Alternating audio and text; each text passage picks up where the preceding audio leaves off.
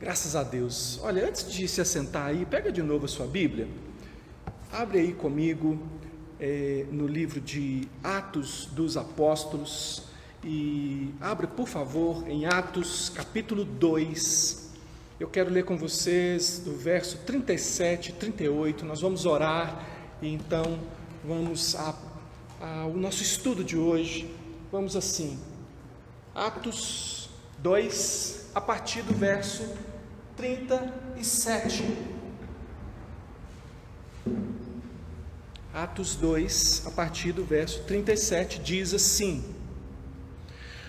ouvindo eles estas coisas, compungiu-se-lhes o coração e perguntaram a Pedro e aos demais apóstolos: que faremos, irmãos? Respondeu-lhes Pedro: arrependei-vos e cada um de vós seja batizado em nome de Jesus Cristo, para a remissão dos vossos pecados, e recebereis o dom do Espírito Santo, pois para vós outros é a promessa, para vossos filhos e para todos os que ainda estão longe, isto é, para quantos o Senhor, nosso Deus, chamar. Feche os seus olhos, peça a Deus para falar ao nosso coração nessa noite. Senhor Jesus, nós somos gratos pela palavra do Senhor e pela expectativa, a santa expectativa de ouvir a Tua voz hoje, de sermos ensinados conforme a Escritura, conforme a Tua palavra. Pedimos, Deus, em nome de Jesus, que o Senhor traga a edificação para a igreja e o Senhor nos abençoe em nome de Jesus Cristo. Amém. Pode se assentar, por favor.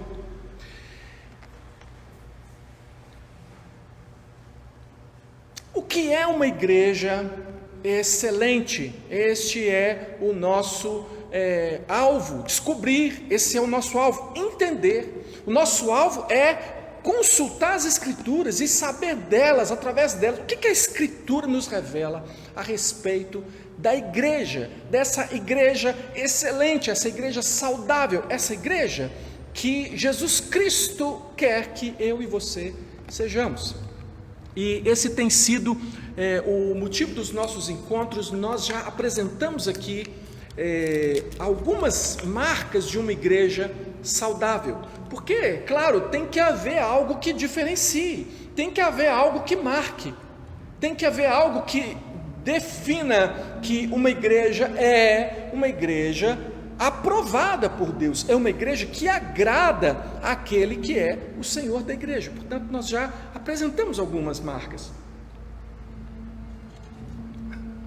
A primeira marca que nós apresentamos foi pregação expositiva, ou seja, uma igreja saudável é uma igreja que tem todas as suas referências na Bíblia, e porque ela tem todas as suas referências na Bíblia, ela sabe que é a Bíblia que vai orientar como é que vai funcionar essa igreja, o que é alguém que é igreja de Deus, alguém que é do povo de Deus deve fazer. Então, a pregação expositiva é uma maneira de nós vermos que uma igreja realmente é fiel, porque ela está preocupada em ensinar o povo de Deus exclusivamente a verdade da Escritura, e tão somente aquilo que a Escritura diz. É uma igreja preocupada em expor o texto todo, em expor toda a verdade de Deus que está contida na Escritura.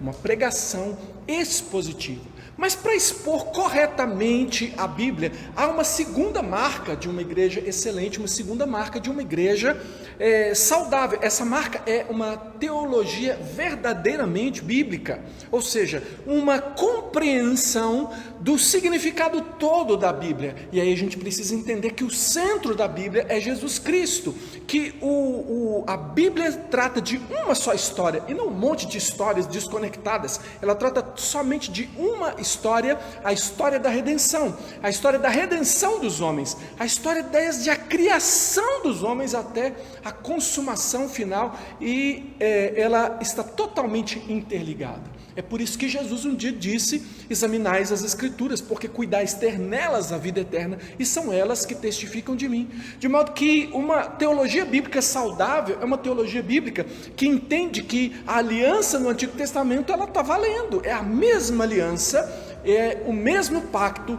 e Jesus Cristo é a resposta, Ele é o cumprimento das profecias, desde a profecia que Deus fez lá em Gênesis capítulo 3 ainda, lá Gênesis 3,15, dizendo que da semente da mulher viria aquele que ia esmagar a cabeça da serpente, até o fim, uma só teologia apontando para Cristo, para a redenção, enfim. Essa é uma teologia bíblica saudável, e dessa teologia bíblica saudável nós temos o Evangelho. Então uma igreja, a terceira marca de uma igreja saudável, é uma igreja que tem uma compreensão bíblica do Evangelho. Afinal de contas, o Evangelho é boa notícia, mas a boa notícia do Evangelho não é qualquer boa notícia. A boa notícia do Evangelho diz respeito àquilo que a teologia bíblica levantou. O problema do homem é, primeiramente, as más notícias, a nossa perdição, e depois as boas notícias, que é a ação de Deus para salvar o homem. O Evangelho é a salvação ofertada por Deus ao homem por meio de Jesus Cristo. Então, uma compreensão bíblica do Evangelho, desde a nossa perdição até a nossa salvação, essa compreensão é marca de uma igreja realmente saudável. Há igrejas apresentando muitas bênçãos e deixando de lado o que há de principal, que é a salvação em Cristo Jesus. Quando uma igreja apresenta o Evangelho de uma forma diminuída, nós temos ali uma igreja não saudável. E agora nós estamos falando de saúde por meio da apresentação clara, um entendimento claro do Evangelho, uma apresentação clara do Evangelho, desde as más notícias, a necessidade humana de salvação, de reconciliação com Deus, até a sua salvação por meio de Cristo Jesus. E é sobre salvação que nós vamos falar hoje. Aliás, nós vamos falar dessa marca, que é a quarta marca de uma igreja saudável, que é a genuína conversão, um entendimento bíblico do que é conversão. Gente, essa palavra bíblico vai aparecer toda hora, porque tudo, desde o princípio, nós estamos deixando claro que a igreja caminha conforme a Escritura, conforme a palavra de Deus. Então, há muitos entendimentos a respeito de conversão, mas nós queremos saber qual é o entendimento bíblico de conversão. E é por isso que nós lemos aqui, para introduzir, esse texto de Atos dos Apóstolos, capítulo 2, do 37 até o 39. O que é que estava acontecendo? Esse texto que nós lemos, ele acontece naquele momento em que o apóstolo Pedro fez aquela grande pregação, que foi também logo depois da descida do Espírito Santo. Lembra da ocasião? A descida do Espírito Santo e aquele fenômeno extraordinário, as pessoas olhando aquilo sem entender, e aí Pedro se levanta e ele prega o Evangelho para eles. Ele prega o Evangelho com as más notícias, dizendo: olha, vocês crucificaram o Deus Filho, o Messias. Deus enviou o Messias para vocês, vocês o crucificaram através das mãos de iníquos, ou seja, através das mãos dos romanos.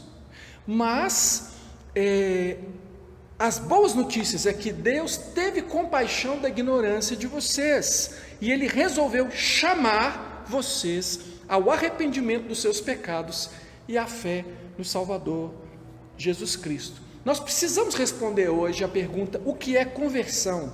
E a conversão, ela se dá justamente quando o Evangelho é apresentado, e a partir do Evangelho, e começa com isso, esse entendimento que nós já falamos muito dele na semana passada. Recomendo a você que não viu a pregação da semana passada, que vá lá e assista, para você ter o entendimento do que é a criação. Deus nos fez, nós nos perdemos, caímos, criação, queda, redenção por meio de Jesus Cristo e consumação, que é a promessa final que nós temos nele.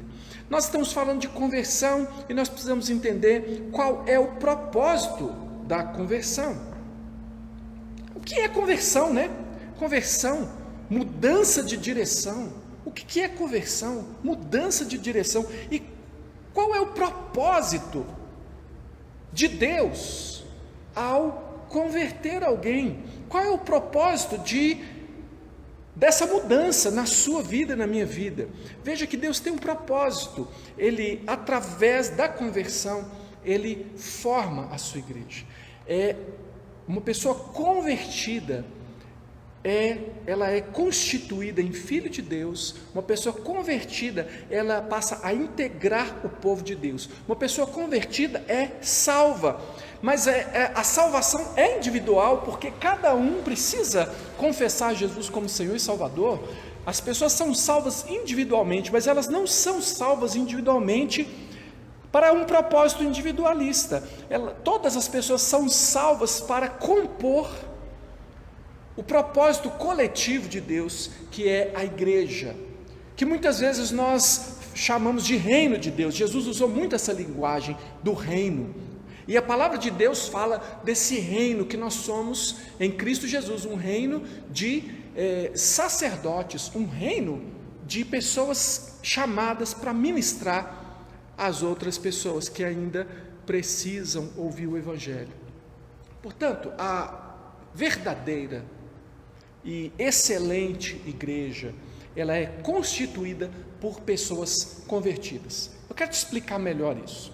Vamos para a realidade. Qual é a nossa realidade? Muitas pessoas se identificam como cristãos. Muitas pessoas, ao serem perguntadas, elas dizem, né? Se você perguntar qual é a sua religião, ela vai dizer, eu sou cristão. Muitas pessoas até frequentam ambientes religiosos cristãos. Ou seja, muita gente participa, por exemplo, dos cultos de uma igreja evangélica. A pessoa está ali, ela participa do culto. Isso quer dizer que ela é cristã? Do ponto de vista dela, muitas vezes, sim. A pessoa participa dos cultos. Mas talvez aquela pessoa, mais do que participa dos cultos, ela também se torna até membro daquela organização, daquela igreja. E aí, será que uma pessoa que se torna membro de uma igreja, eu posso dizer que essa pessoa é de fato igreja? Olha, nem sempre, deveria ser, né? Mas nem sempre, porque a realidade é que existe uma igreja que a gente chama de igreja invisível. A igreja invisível é aquela igreja que Deus apenas consegue ver, que Deus apenas identifica, estes são os meus eleitos, estes são de verdade convertidos. Porque no meio de tantas pessoas se dizendo cristãos ou fazendo movimentos, se afirmando cristãos, muita gente apenas diz isso com os lábios. Jesus denunciou isso, ele disse, esse povo me honra com os lábios, mas o seu coração está diante de mim. Portanto, é possível participar da igreja visível. Você está contado entre os membros de uma igreja, você sempre senta naquele banco ali, todo mundo te conhece, ou você até já fez aqui, já foi batizado, professou a sua fé, mas só Deus sabe se é verdade isso no seu coração.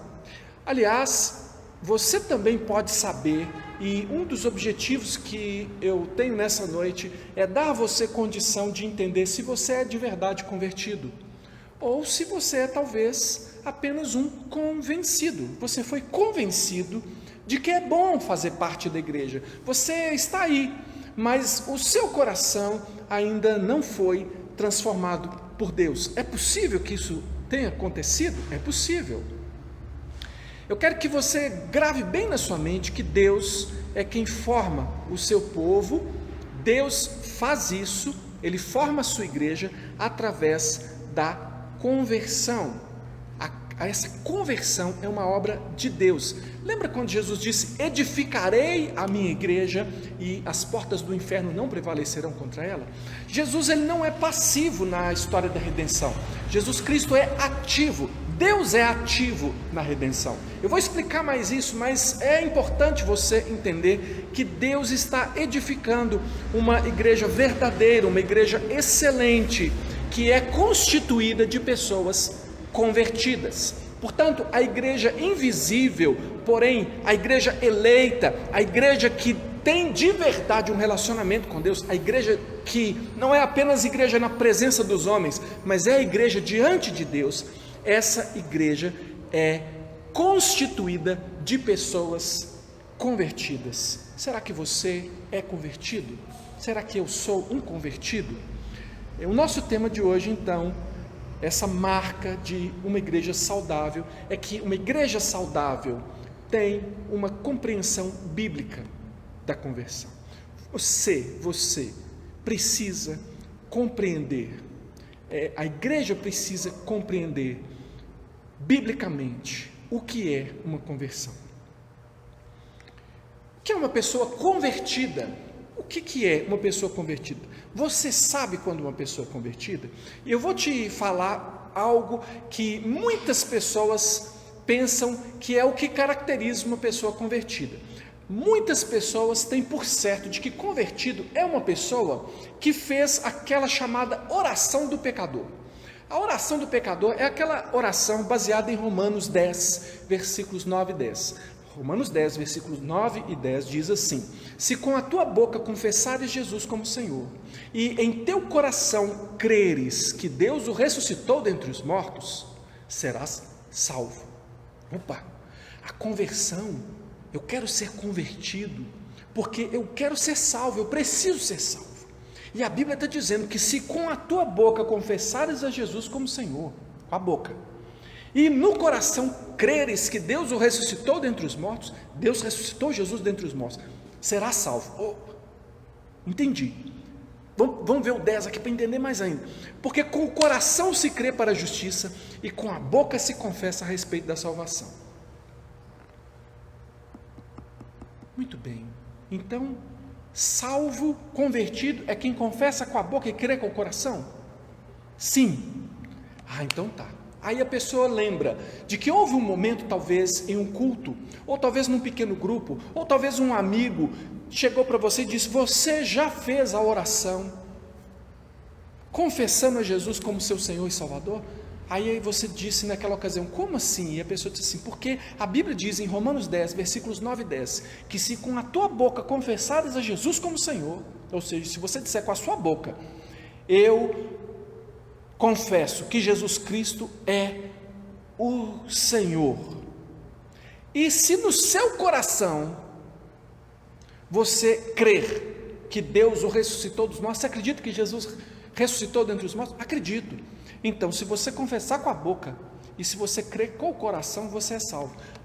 Então tá, então vamos fazer a oração? Vamos. Senhor Jesus, Senhor Jesus, eu reconheço que eu sou um pecador, agora eu te confesso, como meu Senhor e o meu Salvador, escreve, Senhor Deus, o meu nome no livro da vida, amém.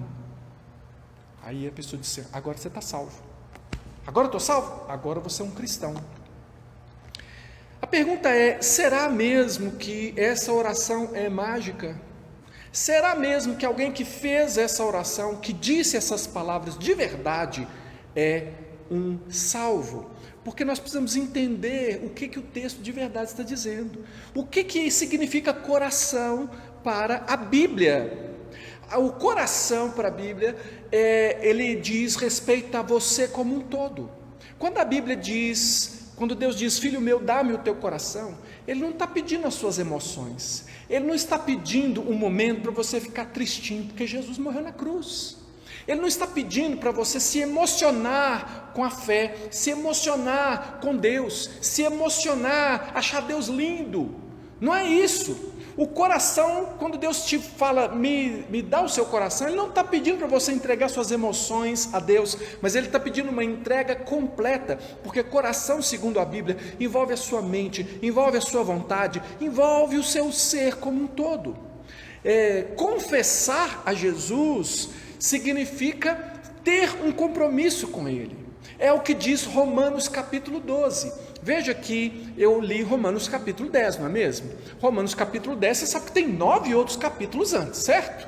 Claro. Então, o que que fala todo o livro de Romanos? O livro de Romanos começa colocando a condição do homem de pecador, afastado de Deus, sem nenhuma condição de ter um relacionamento com Deus. Descreve a tentativa do homem de chegar até Deus, tentando melhorar a sua vida, melhorar suas obras, mas ele não consegue. E aí diz, graças a Deus por Jesus Cristo. E ele apresenta como Jesus Cristo foi oferecido no nosso lugar para pagar pelos nossos pecados, porque Deus é justo e ele exige pagamento pelo pecado. Então, quando Jesus paga pelos nossos pecados, ele chega então ao capítulo 10 e ele diz, agora você precisa confessar Jesus, esse que entregou a vida por vocês, com a sua boca, mas você precisa também crer com o coração, você precisa crer com o coração. Esse crer com o coração é uma entrega total pela fé a Ele, e confessar a Jesus é assumir de verdade um compromisso com Ele. Então você pode fazer uma oração, essa chamada oração do pecador, mas não assumir de verdade um compromisso com Deus. E a conversão, ela só é efetiva quando há mudança de caminho. Se você já tirou uma carteira de motorista, você passou a usar essa palavra. Eu, por exemplo, passei a usar muito essa palavra depois que eu estudei legislação de trânsito, que a gente não fala virar à direita, virar à esquerda, quando você está estudando o trânsito, você diz convergir, fazer uma conversão à direita, para ficar bem claro que é uma mudança total de direção. Você está no carro e você vai convergir, o carro vai pegar outro rumo. A conversão, ela não se dá só quando você tem uma ideia de que precisa mudar, ou que seria importante mudar. Não se dá somente porque você sabe que seria bom mudar, mas ela só se concretiza quando há efetiva mudança. Então, Romanos capítulo 12, ele diz, para aquele que já entregou a vida a Jesus Cristo, como diz Romanos 10, que de fato fez a oração. É preciso fazer a oração, entregando a vida a Deus, é preciso crer com o coração, e esse crer com o coração, Romanos 12 explica o que vai dar na sua vida. Lá o apóstolo diz assim, rogo-vos, pois irmãos, pelas misericórdias de Deus. O apóstolo Paulo, cheio do Espírito Santo, falando em nome de Deus, palavra de Deus, está dizendo, eu rogo, eu peço encarecidamente a vocês, esse rogo é uma ordem, eu estou exigindo de vocês, irmãos, pelas misericórdias de Deus, ou seja, depois dele ter apresentado 11 capítulos que falam desde a miséria do homem até a misericórdia de Deus para salvar, rogo-vos, pois irmãos, pelas misericórdias de Deus, diante dessas misericórdias todas que eu apresentei para vocês no livro de Romanos, que apresenteis os vossos corpos como sacrifício vivo, santo e agradável a Deus, que é o vosso culto racional, e não vos conformeis com este século, mas transformai-vos pela renovação da vossa mente, para que experimenteis qual seja a boa, perfeita e agradável vontade de Deus. Então o que ele está dizendo? Agora que você conhece a verdade, a respeito da sua condição de pecador, a respeito da oferta que Cristo fez na cruz por você, eu estou exigindo de você, Deus exige de você, para que você seja salvo, que você se entregue para Ele de tal forma, que é como se você entregasse o seu corpo num sacrifício. Naquele tempo passado, antes de Jesus, os sacrifícios eram oferecidos num altar. Aqui não é altar não, tá? Só para lembrar. Mas eram oferecidos num altar. E era trazido o cordeiro que era morto e o sangue era derramado sobre o altar. Era um sacrifício morto. O que Deus está dizendo, não estou pedindo a vocês para morrerem, eu estou pedindo a vocês para viverem por mim. Eu já morri a morte de vocês, agora vocês vão viver a minha vida, vocês vão viver através de mim, de modo que a conversão, ela é esse processo, ela dá nisso, você só sabe que ela aconteceu na prática. Então alguém que fez a oração do pecador é salvo? Somente se isso se mostrar verdade na prática da sua vida depois da oração. Se não se mostrar, aquela oração não serviu. Ah, mas eu tive uma grande experiência com Deus, eu senti Deus naquele dia. Você sentiu emoções. Você sabe que a Bíblia diz que o diabo também crê? Aquele dia que você creu, você teve uma grande emoção, pois o diabo, a Bíblia diz que os demônios creem e eles sentem uma forte emoção quando eles creem. A emoção é tão grande que eles tremem, mas eles tremem de medo. Eles tremem, eles têm emoções. Crer e ter emoções não significa salvação. Crer e se arrepender, eu costumo até dizer assim, pender para o outro lado. Fé e arrependimento, é isso que faz conversão ser conversão. Conversão só existe, e aí pode gravar isso. O que é conversão segundo a Bíblia? Conversão segundo a Bíblia é arrependimento e fé. São chamadas assim as graças gêmeas, né? Elas têm que acontecer ao mesmo tempo. Quando Deus age para a nossa salvação, quando nós ouvimos a palavra de Deus, quando nós somos chamados ao arrependimento e à fé, quando nós somos chamados para Cristo, e acontece arrependimento e fé é conversão. Deixa eu te dar uns exemplos para você compreender melhor. Vamos pensar no texto que nós lemos. Eles perguntaram: o que faremos, irmãos? Vocês nos disseram o que é que nós fizemos, e a gente tem consciência, nós fizemos isso mesmo. Nós somos culpados diante de Deus, e agora o que é que nós vamos fazer? Ele disse: arrependei-vos. Arrepender é uma tomada de consciência. Cada um de vós seja batizado. O batismo é uma marca da mudança, da morte do velho homem e do nascimento de um novo homem. Então, quando ele fala de batismo, não é porque a água salva, mas é tudo aquilo que está relacionado ao batismo, porque o batismo em si não salva. Não adianta ser batizado se você não creu, como a Bíblia diz que é crer, se não houve arrependimento e fé. Então, arrependei-vos, cada um de vós sejam batizados, assuma um compromisso com Deus.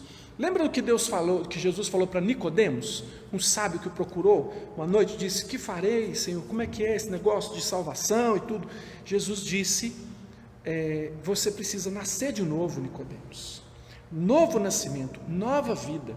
O batismo, ele é um sinal externo de um compromisso que nós temos com Deus, um compromisso interno. E ele diz: arrependei-vos, cada um de vós seja batizado em nome de Jesus e recebereis o dom do Espírito Santo, a dádiva do Espírito Santo, o presente do Espírito Santo, o poder do Espírito Santo. Poder para quê?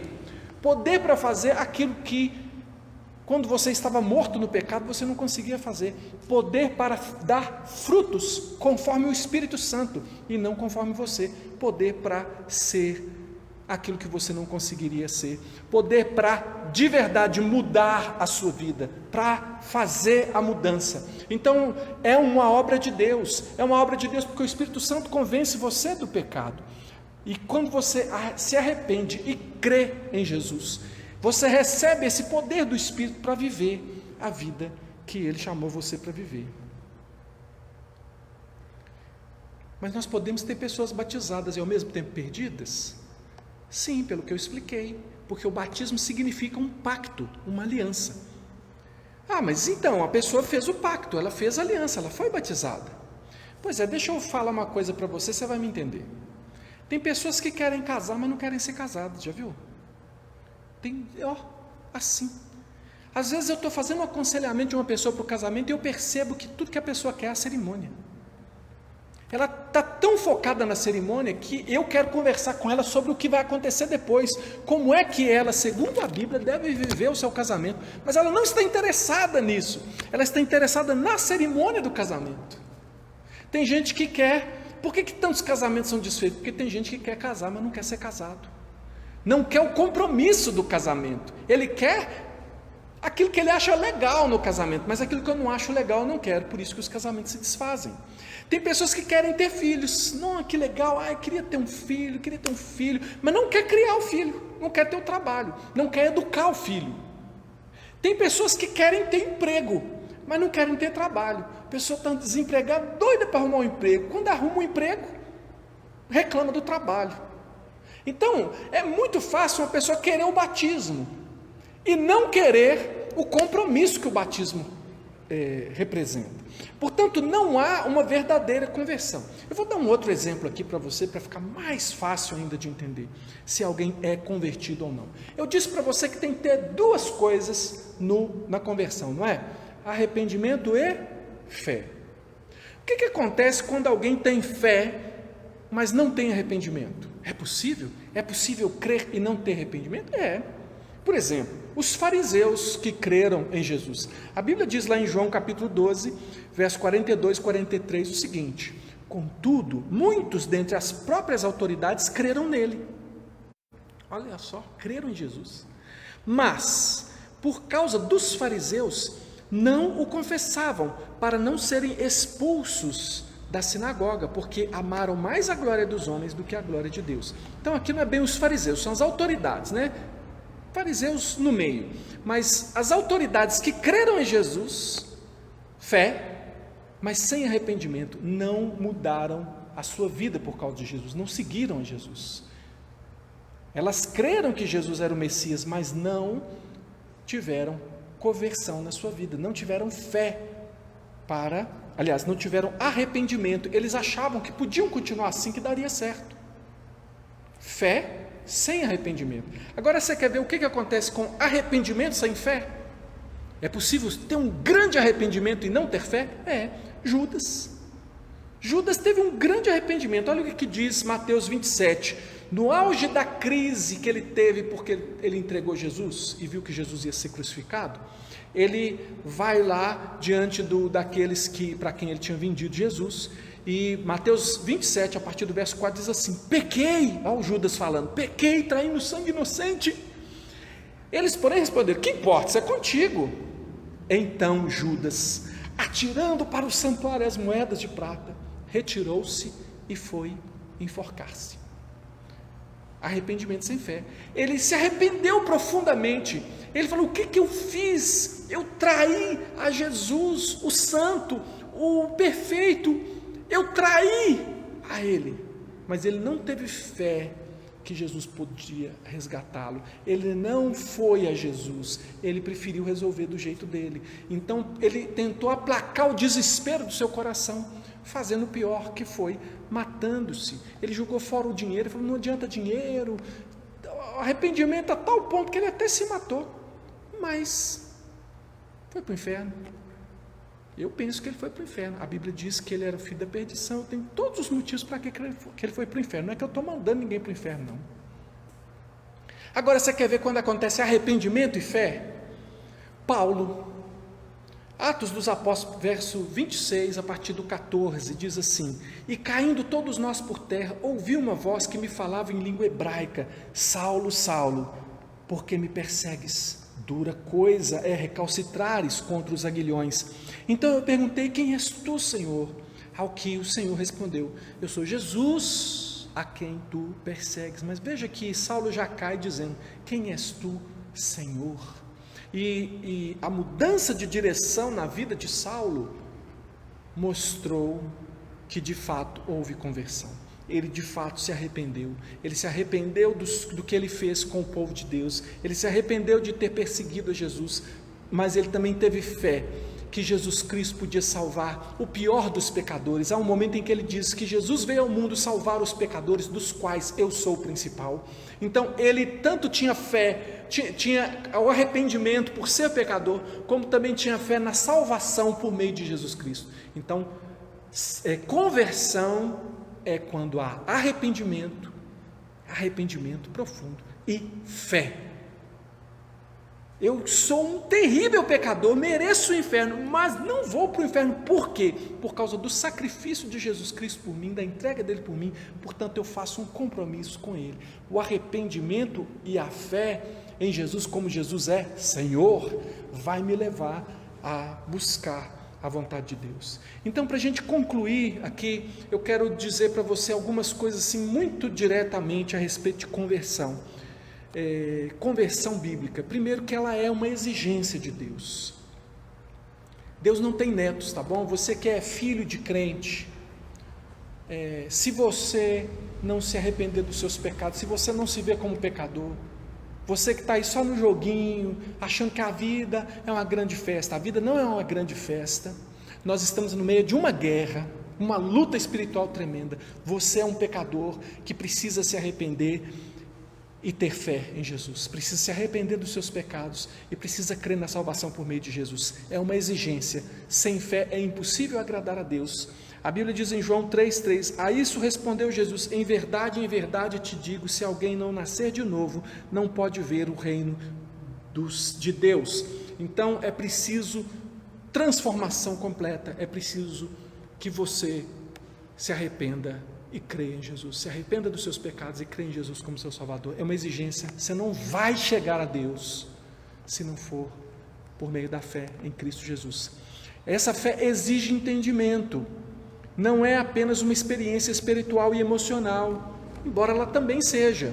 É claro que nós nos emocionamos quando nós compreendemos quão grande salvação nos alcançou, mas não é uma experiência meramente emocional, não pode ser feita sem entendimento. Quantas pessoas a gente vê que não prosseguem na carreira cristã depois de fazer a oração do pecador? Por quê? Porque elas nem estão entendendo, elas acham que aquilo é uma bênção. Você chama, eu sou pastor, irmão, né? Não sei se você sabe, e eu acabo percebendo que algumas pessoas têm uns movimentos na igreja meio que mecânicos. Se eu chamar aqui a pessoa para aceitar Cristo como Senhor e Salvador, tem gente que levanta só porque fala assim, vem aqui à frente, parece que essa palavra que liga na cabeça dele, ele acha que se ele vier aqui à frente ele vai receber uma bênção. Muita gente faz essa oração sem entender, mas a Bíblia exige, e mais do que o entendimento, quando nós pregamos o Evangelho, e esse é assunto para a semana que vem, quando nós pregamos o Evangelho, olha o que 1 Pedro 3,15 diz: antes santificai a Cristo como Senhor em vosso coração, estando sempre preparados para responder a todo aquele que vos pedir razão da esperança que é em vós. Então é preciso explicar o Evangelho, tá? E semana que vem a gente vai gastar mais tempo com isso. Precisa explicar. O Evangelho, ele não é uma coisa assim que ninguém pode entender. O Evangelho é compreensível, ele é possível entender o Evangelho, claro, se o Espírito Santo abrir o seu entendimento, mas ele não é irracional, ele é poder de Deus para aqueles que são salvos, mas para aqueles que não são, é loucura.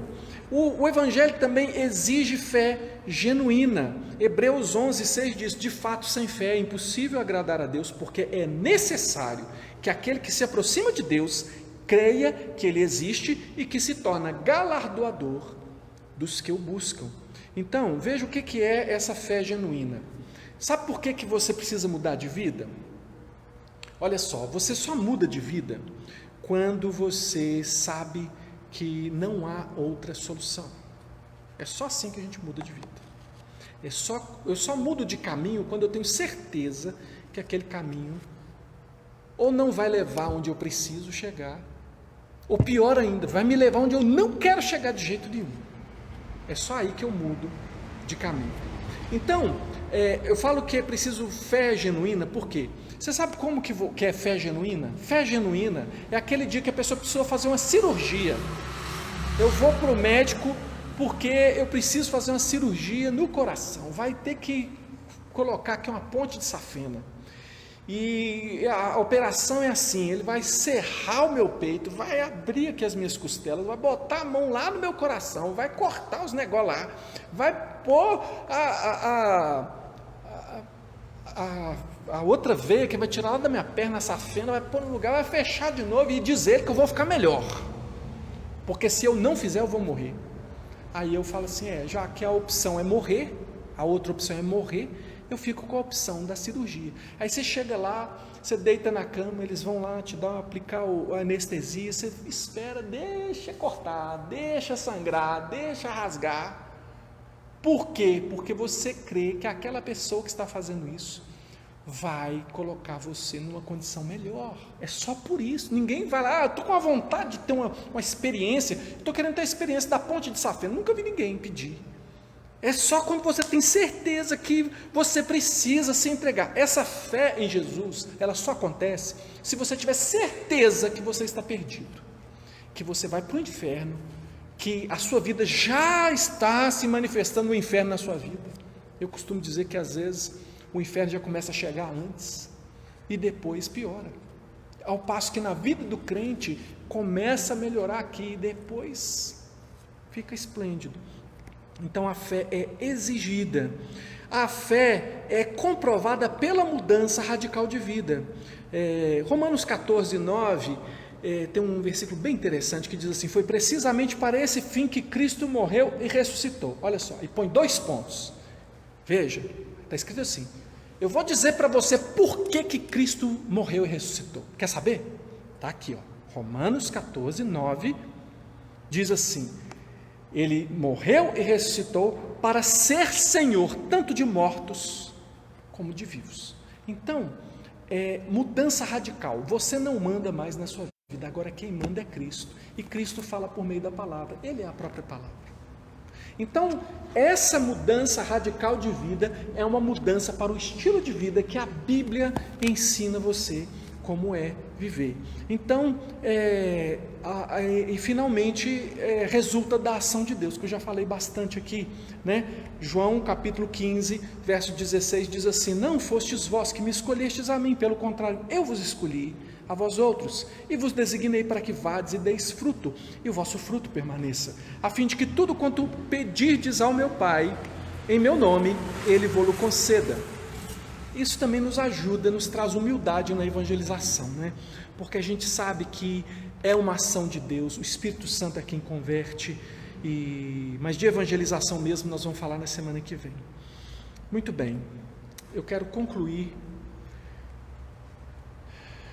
pensando com você em uma tragédia.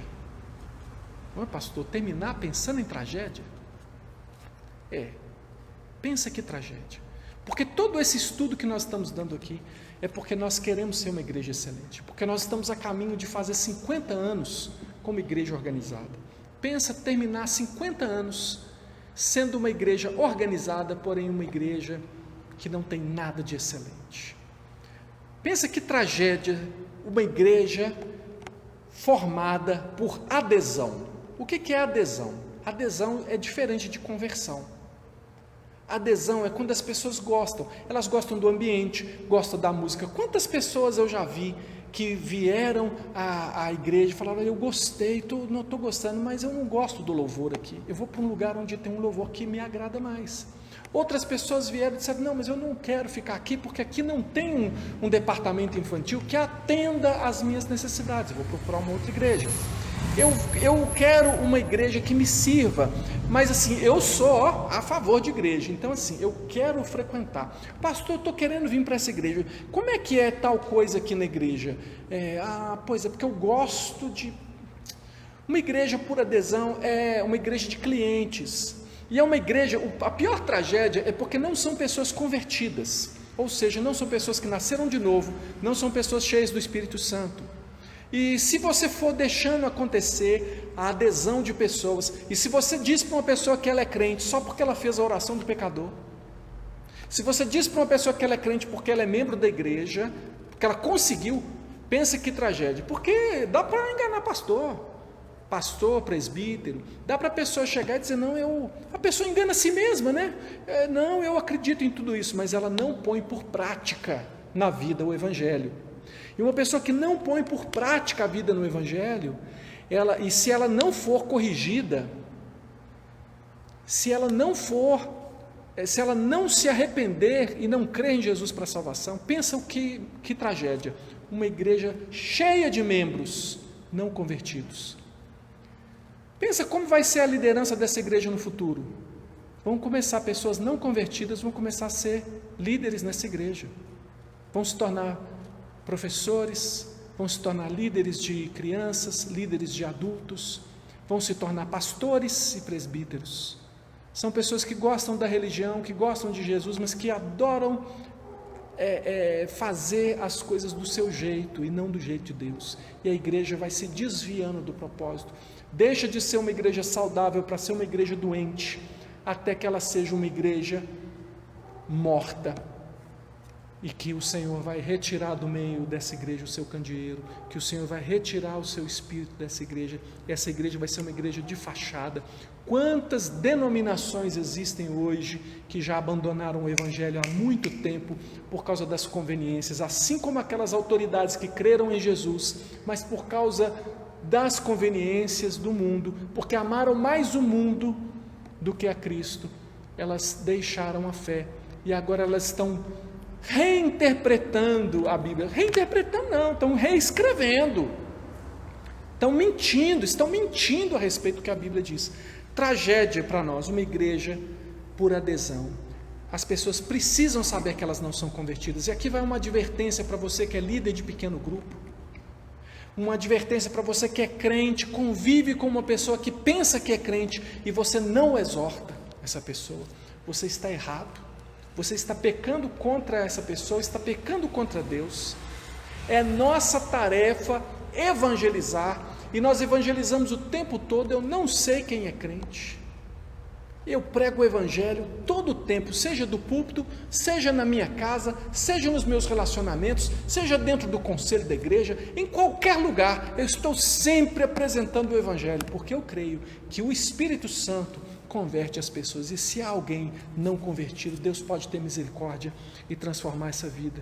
Então, hoje existem pessoas que pensam que são da nona igreja. Tem gente que, se você encontrar por aí, ele diz assim: eu sou lá da nona igreja, mas não é, não tem compromisso. Às vezes, até um dia foi membro da igreja, nem ele sabe que ele já tem tanto tempo que ele não vem aqui, ou ela não vem aqui, que o nome nem está mais no hall de membros, e ela fala: eu sou da igreja tal. Quantas pessoas você conhece que falam: eu sou de tal igreja, de qual igreja? Mas se não há compromisso, se não houve verdadeira conversão, arrependimento e fé, ou seja, mudança de vida, então não é igreja. E aí nós precisamos evangelizar. Por isso, na próxima semana nós vamos falar dessa outra marca, que é a evangelização. Como é que uma igreja deve evangelizar? A Bíblia ensina como é, a Bíblia diz como é que deve ser feita a evangelização. Pois é claro que sim. Então, uma igreja que é uma igreja saudável, uma igreja excelente, é uma igreja que evangeliza como a Bíblia diz que é evangelização. Porque se a gente evangelizar de qualquer maneira, pode ser que a gente consiga adeptos, pode ser que a gente consiga simpatizantes, pode ser que a gente consiga frequentadores, pode ser que a gente consiga colaboradores, mas não consigamos discípulos, não consigamos pessoas verdadeiramente convertidas, que tenham de fato o seu nome escrito no livro da vida. Então, eu preciso orar com você agora, diante dessa palavra. Eu gostaria que você ficasse em pé mais uma vez aí no seu lugar, e você pensasse nesse evangelho de Jesus, e você pensasse nessa chamada de Deus a você, para a conversão, a chamada a uma nova vida. Você é de verdade um convertido? Você é de verdade convertida? Deus de fato salvou você? Você é uma pessoa que se arrependeu dos seus pecados, ou se arrepende dos seus pecados? Uma pessoa que lamenta ser um pecador, lamenta que tenha vontade de pecar, mas ao mesmo tempo você crê que Jesus Cristo morreu na cruz por você, pagou pelos seus pecados, e além disso, além de pagar pelos seus pecados, Ele te dá o dom do Espírito Santo, te dá o poder do Espírito Santo para viver uma vida de santificação. Se você crê, você vai ser salvo. Vamos orar pela igreja, por uma igreja de convertidos. De adeptos não, é melhor que vão embora, é melhor que não permaneçam. nós precisamos que ou sejam convertidos pelo Senhor, ou então que fiquem de fora.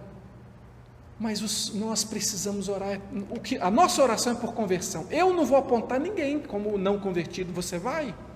Não, vou pregar o Evangelho, vou crer no poder de Deus, mas vou orar ao meu Deus, para que a igreja dele, a 9ª igreja presbiteriana, seja uma igreja excelente, porque ela é constituída de pessoas verdadeiramente convertidas ao Senhor Jesus. Vamos orar. Senhor Jesus, aqui nós declaramos as nossas limitações diante do Senhor. Aqui nós declaramos, Senhor Deus, que nós só conhecemos a igreja visível, mas a invisível o Senhor conhece. Nós pedimos, Deus, em nome de Jesus, que aqueles, ó Deus, que não são ainda convertidos, que eles sejam convertidos pelo Senhor, que eles sejam transformados pelo Senhor, que eles recebam do Senhor o chamado, a vocação eficaz. Ó Deus, uma vez que o Senhor os escolheu para a salvação, o Senhor os chame, o Senhor, Deus, regenere essas pessoas, o Senhor, Deus, converta esses corações, e o Senhor conduz essas pessoas no processo de santificação, ó Deus, em perseverança na Tua presença, até a glorificação, o dia em que nós vamos ser transformados, vamos receber novos corpos, nunca mais estaremos na presença do pecado. Ó Deus, obrigado, porque em Cristo Jesus, pelo poder do Espírito Santo, nós fomos livres do pecado, nosso pecado foi perdoado. Ó Deus, nós fomos livres da escravidão do pecado, podemos dizer não ao pecado pelo poder do Espírito, mas finalmente na glória nós seremos livres da presença do pecado. Senhor, nós ansiamos por esse dia. Maranata, vem, Senhor Jesus. Mas enquanto o Senhor não vem, faz de nós uma igreja excelente, faz de nós uma igreja que ama o Senhor de todo o coração, de toda a alma, de todo o entendimento, faz de nós povo do Senhor, um povo que tem aliança com o seu Deus. Ó Deus, não é um povo que faz alianças que não quer cumprir, que não tem intenção de cumprir, pelo contrário, restaura a nossa aliança com o Senhor, abençoa o teu povo, Senhor, que a graça do Senhor Jesus, que o amor de Deus, o nosso Pai, e que a comunhão do Espírito Santo do Senhor seja com cada um de nós, agora e sempre. Amém. Amém. Meus irmãos, antes de você desligar aí, antes de você sair, avisos importantes para você. Olha só, no domingo agora, pelo que nós estamos vendo aí, parece que nós vamos continuar impedidos pela lei, por decreto municipal, devido à decisão do STF, que foi contrária à liberdade das igrejas de abrirem os seus templos. Nós não vamos ter o culto presencial. Então nós vamos continuar da maneira como nós estamos, tendo nossos encontros aqui virtuais, e tendo culto nos domingos às 10h30 da manhã, e à noite, irmãos, mais do que nunca, irmãos, mais do que nunca, eu estou chamando vocês para um clamor, irmãos, pela calamidade, um clamor a favor da nossa nação, um clamor a favor das pessoas que estão desesperadas, um clamor a favor das pessoas que estão sendo atingidas, um clamor a favor da igreja do Senhor, para que a igreja do Senhor possa superar todas essas adversidades e se manter fiel. Então eu estou te chamando para a oração. Quero agradecer os irmãos e irmãs que têm mandado para mim mensagens falando de como tem sido abençoado o encontro nos domingos à noite com a sua família. Obrigado, porque assim você também me edifica. Você sabe que agora eu estou olhando para um celular aqui, né? Imaginando que você esteja aí recebendo essa palavra. Graças a Deus pela minha família que me ajuda, pela minha família está aqui, né? Tem também um diácono só aqui, somos só nós aqui na igreja hoje, né? O diácono Léo que está ali dando um apoio hoje, graças a Deus pela nossa junta diaconal. Então, irmão, irmã, estamos firmes, tá? Juntos, em oração, unidos no Espírito. Então eu quero chamar você, convocar você, para nós intensificarmos as nossas orações. Há pessoas enfermas, vamos orar pelas pessoas que estão enfermas, né? Vamos interceder. Então, nesse domingo, nós temos o nosso encontro pela manhã e depois nós temos o nosso encontro em família. Se você não só você que é crente na sua casa, você sabe de outra pessoa que também é só ele, manda uma mensagem durante a semana, combina aí, fala, ó, nós vamos orar juntos, faz uma chamada no celular lá, chama alguém, fala, vamos orar juntos aqui, pra você não ficar sozinho aí. Eu sei que tem irmãos que também têm mandado para mim mensagem, falando, não pastor, estou sozinho lá, mas estou orando, né? Deus te abençoe por isso, mas combina com alguém, nós vamos orar juntos nessa hora. Aí você faz aquela chamadinha lá, persevere no pequeno grupo, evangelize, Deus está salvando, lá no meu pequeno grupo tem salvação acontecendo lá, tá bom? Dou testemunho para você, está acontecendo em outros pequenos grupos, ó, celular na mão, irmão, estamos trabalhando, estamos orando, estamos buscando, mesmo com as limitações. O apóstolo Paulo estava preso lá em Roma, e ele disse que o evangelho estava sendo pregado desimpedidamente. O evangelho não pode ser impedido. Podem nos impedir de qualquer coisa, seja por causa de enfermidade, de doença, pode ser pandemia, pode ser perseguição, pode ser o que for.